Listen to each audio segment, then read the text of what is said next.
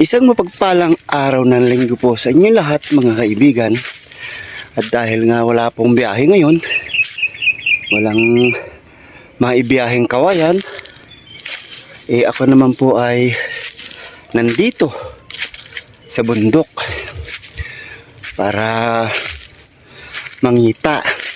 Sabi ng Ilonggo, para mangita. Sa Tagalog ay para tumingin ng pakikinabangan. At syempre, maghahanap tayo ng maiuwi natin kukuha tayo ng saging dito kung may saging na maiuwi. Tara mga kaibigan, samahan nyo ako. Ayun na nga mga kaibigan, meron na tayong maiuwing gulay sa bahay. Nakikita nyo nasa taas. Nakita nyo yan? Kunin na natin yan. Meron na tayong ihahalo sa munggo.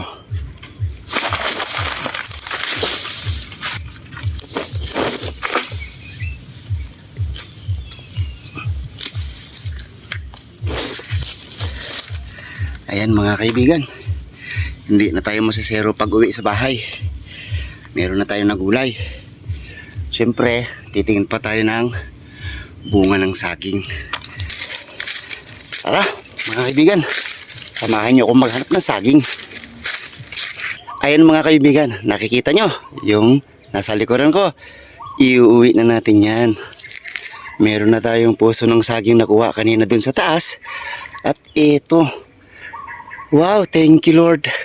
Ang ganda, lalaki. Kunin na natin yan.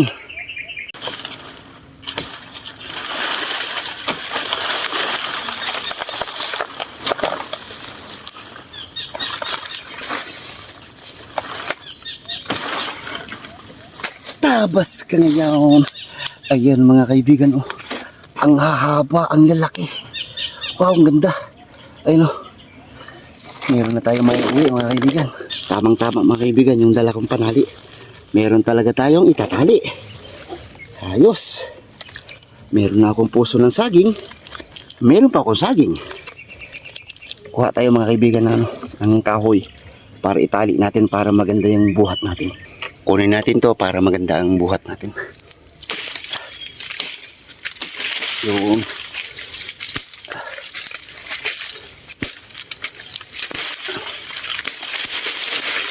meron na tayong pang-uwi. Hindi na tayo nasero, no? Ayan na mga kaibigan, mainit na yung araw, no? Meron na tayong saging. Meron pa tayong gulay. Uwi na po tayo. Happy blessed Sunday po sa inyo lahat. Ang inyong kaibigan ay laging nag-iiwan po sa inyo, no? Gumawa palagi ng tama sa kapwa upang tama din po ang balik sa atin. God bless po sa inyo lahat. Gabayan nawa tayong mahal na Panginoon sa araw-araw nating pamumuhay. God bless!